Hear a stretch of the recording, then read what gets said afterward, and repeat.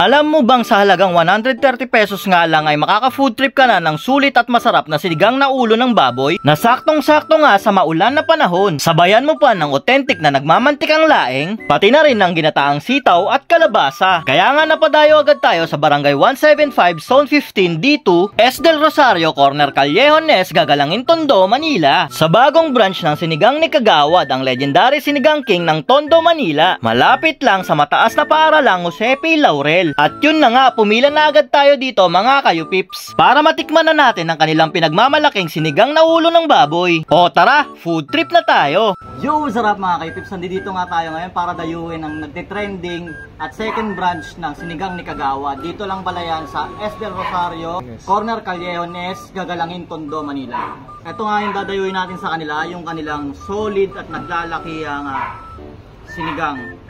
At hindi lang yan mga kay-pips, ang sinigang nila dito, bali itong sabaw na to, ang ginamit nilang pang-asim dito, yung fresh mismo na sampalok. At ang the best pa dito mga kayo-pips, kasi kung mahilig ka sa sinigang, dito talaga mapapalaban ka. Alam mo kung bakit? Dahil ulo lang naman ng baboy to, at pinakuluan nila to ng 2 oras. Mamimili ka nga pala dito kung gusto mo yung panga o yung ulo na may mata. At sa halagang 130 pesos, makakain mo na to. At kung gusto mo naman samahan ng rice, 15 pesos lang siya. Tara, tikman na natin. Ito pinakamasarap dito mga kayo-pips. Yung papangasin mo yun. Ito. Hindi ka na mahihirapang ngumuya sa karne ng ulo na to. Dahil apakalambot na. Saka malasang malasa siya. Dahil sa 2 oras na pagpapakulo, solid na talaga, pumasok na sa meat yung lasa. Subukan natin to lang sa rice naman. Siyempre kukunin natin yung mata nito. Ito kasi ang pinakamasarap yan. Papalaban tayo natin.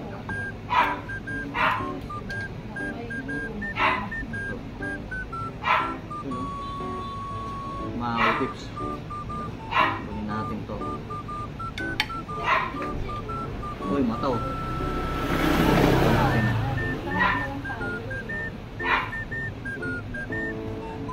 Masarap. Iba talaga yung lasa pag yung mata ng baboy tsaka yung mga mata ng baka, ganyan. Tapos pinakuluan mo talaga na matagal. Iba siya naman mo ng masim-masim na sabaw. Ang halo talaga. Saktong-sakto tong food trip na to. Kung gutom na gutom ka, sakto sa ito. Pero kung medyo mahina ka naman kumain, good for to na to.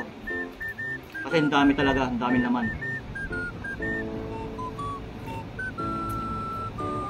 Lubis talaga, panalo talaga yung sabaw nila. Sabaw pa lang, ulam na.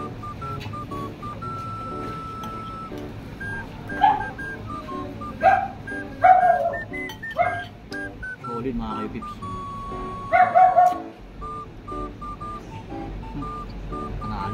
At yun na nga mga kay-pips, pag napatayo kayo dito sa Gagalangin, Tondo, puntahan nyo itong second branch ng Sinigang ni Kagawad. Promise, hindi ka magsisisi sa dami ng servings nila dito at sa sulit at sarap ng kanilang sinigang. Panalo mga kay-pips.